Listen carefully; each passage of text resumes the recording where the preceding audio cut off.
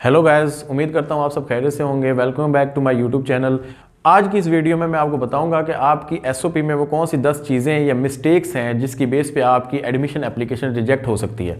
सबसे पहले तो दोस्तों मैं आपको बताऊं कि एसओपी आपके एडमिशन एप्लीकेशन का सबसे इंपॉर्टेंट डॉक्यूमेंट है। यही वो डॉक्यूमेंट है जिसकी बेस पे आपके एडमिशन का डिसीजन होना है और आपको किसी मखसूस यूनिवर्सिटी में एडमिशन मिलेगा या नहीं, इसका फैसला इसी डॉक्यूमेंट की बेस पे किया जाएगा।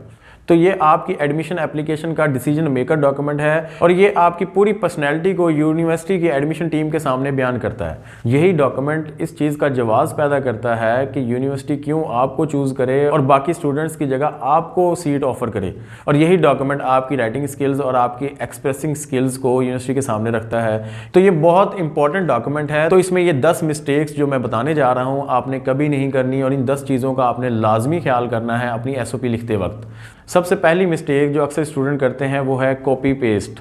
अगर आपने अपनी एसओपी कहीं से इंटरनेट की वेबसाइट से या इधर उधर से कहीं से कॉपी करके उठा ली है तो ऐसा हरगिज़ मत करें। आप अपनी एसओपी को सिंपल तरीके से, सादा तरीके से, आसान इंग्लिश में लिख सकते हैं, लेकिन उसको कॉपी पेस्ट कभी नहीं करना, क्योंकि अगर आपकी एसओपी कॉपी पेस्ट है तो आपकी एप्लीकेशन के रिजेक्ट होने के बहुत ज़्यादा चांसेस हैं। सेकेंडली, अपनी एसओपी कभी भी एजेंट से मत लिखवाएं। अगर आप किसी कंसल्टेंट के थ्रू अप्लाई कर रहे हैं तो आपने अपनी एसओपी कभी भी कंसल्टेंट से नहीं लिखवानी, क्योंकि उनके पास एक पर्टिकुलर सैंपल होते हैं और वो उसी सैंपल में तमाम स्टूडेंट्स की एसओपीज भेज रहे हो। क्योंकि बहुत दफ़ा कंसल्टेंट सेम यूनिवर्सिटी में बहुत सारे स्टूडेंट्स का सेम एसओपी सैंपल के थ्रू अप्लाई करवा रहे होते हैं और इससे आपकी एप्लीकेशन रिजेक्ट होने के चांसेस बहुत ज़्यादा हैं। तीसरी मिस्टेक्स जो बहुत ज़्यादा स्टूडेंट्स करते हैं या अगर वो कंसल्टेंट से अपनी एसओपी लिखवा रहे हैं तो उसमें होती है, उसमें फ़ाल्स इन्फॉर्मेशन होती है। कभी भी फ़ाल्स इन्फॉर्मेशन ना दें, झूठी अचीवमेंट्स ना बताएं जिनको आप बाद में फेंड ना कर सकें, या इंटरव्यू के दौरान अगर आपसे वो क्वेश्चन किया जाए तो आप उसका अच्छे तरीके से जवाब ना दे सकें। तो ऐसी कोई भी इन्फॉर्मेशन आपने अपनी एसओपी में इंक्लूड नहीं करनी जिसकी वजह से आपको बाद में प्रॉब्लम होगी या आपकी एप्लीकेशन रिजेक्ट होने के चांसेस बढ़ जाएंगे। अच्छा, चौथा इंपॉर्टेंट पॉइंट जो कि बहुत ज़्यादा इंटरेस्टिंग है कि बहुत दफ़ा स्टूडेंट बहुत ज़्यादा सच बयान कर देते हैं। तो आपने इतना ज़्यादा सच भी नहीं बोलना कि अगर आप कनाडा या ऑस्ट्रेलिया की यूनिवर्सिटी में एडमिशन हासिल करना चाहते तो आपने ये कभी नहीं लिखना कि आपका जो मकसद है वो पीआर है या आप उस कंट्री में जाके सेटल होना चाहते हैं। तो इसे आपने अपनी एसओपी में मेंशन नहीं करना।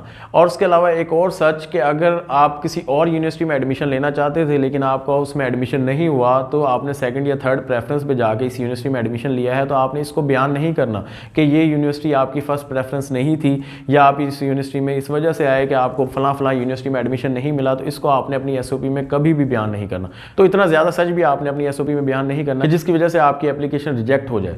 पांचवा इंपॉर्टेंट पॉइंट कि आपकी एसओपी गिवन वर्ड लिमिट से ज़्यादा नहीं होनी चाहिए।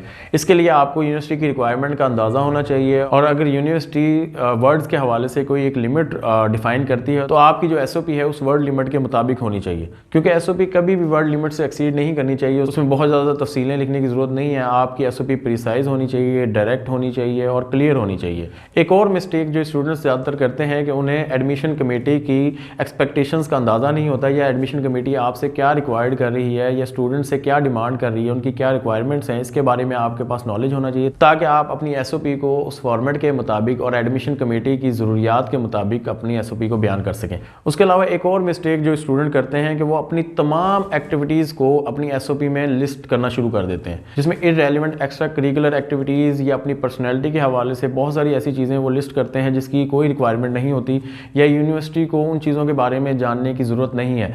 तो सिर्फ रेलिवेंट चीज़ें बयान करें।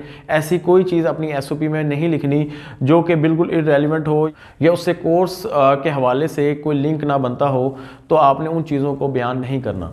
उसके अलावा एक और मिस्टेक जो स्टूडेंट एसओपी का इंट्रोडक्शन लिखने के दौरान करते हैं कि वो अपनी चाइल्डहुड स्टोरी से स्टार्ट करते हैं कि बचपन से लेकर जवानी तक के तमाम वाक़यात लिखना शुरू कर देते हैं। ऐसी कोई चीज़ आपने नहीं लिखनी। आपने सिर्फ अपने बारे में मेन इंफॉर्मेशन देनी है, like name, date of birth या अपने पेरेंट्स के बारे में, अपने सिबलिंग्स के बारे में। इसके अलावा आपने कोई चाइल्डहुड स्टोरीज़ या डिफरेंट किस्म की चीज़ें अपने इंट्रो में ऐड नहीं करनी। उसके अलावा नाइन्थ मिस्टेक जो स्टूडेंट करते हैं कि वो एसओपी के कंक्लूजन में पूरी एसओपी की समरी लिखना शुरू कर देते हैं।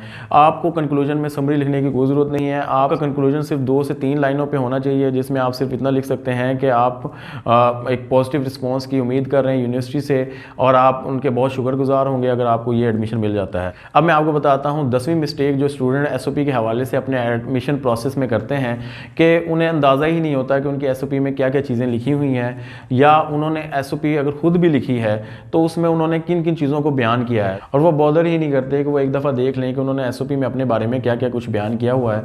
तो जब उनका क्रेडिबिलिटी इंटरव्यू या प्री कैस इंटरव्यू होता है तो उस इंटरव्यू में अगर स्टूडेंट से डिफरेंट किस्म के क्वेश्चंस किए जाते हैं, या तकरीबन SOP वाले ही वही क्वेश्चन के लाइक आप इस कंट्री में क्यों आना चाहते हैं, आप इस कोर्स को क्यों ज्वाइन करना चाहते हैं, आप ये कोर्स पाकिस्तान या इंडिया से क्यों नहीं करना चाहते, तो इस तरह के अगर क्वेश्चंस किए जाते हैं तो वो बिल्कुल डिफरेंट बयान कर रहे होते हैं, तो इसकी वजह से भी उनकी एडमिशन एप्लीकेशन रिजेक्ट हो सकती है।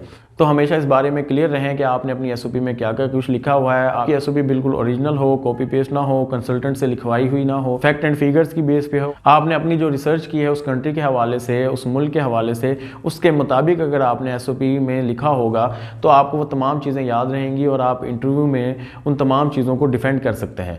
लेकिन अगर आपने SOP खुद से नहीं लिखी, अगर आपने कॉपी पेस्ट की है या किसी कंसल्टेंट से लिखवाई है, तो आप इन तमाम चीज़ों को डिफेंड नहीं कर पाएंगे, जिसकी वजह से आपका एडमिशन एप्लीकेशन रिजेक्ट होने के चांसेस ज़्यादा होंगे। तो ये थी मेरी आज की वीडियो जिसमें मैंने आपको 10 मिस्टेक्स बताई जो कि ज़्यादातर स्टूडेंट अपनी SOP लिखने के दौरान करते हैं और जिसकी वजह से उनको एडमिशन प्रोसीजर में मुश्किलात का सामना होता है। उम्मीद करता हूँ आपको ये वीडियो पसंद आई होगी। अगर वीडियो पसंद आई है तो उसको लाइक करें, अपने दोस्तों के साथ शेयर करें और मेरे चैनल को लाजमी सब्सक्राइब करें।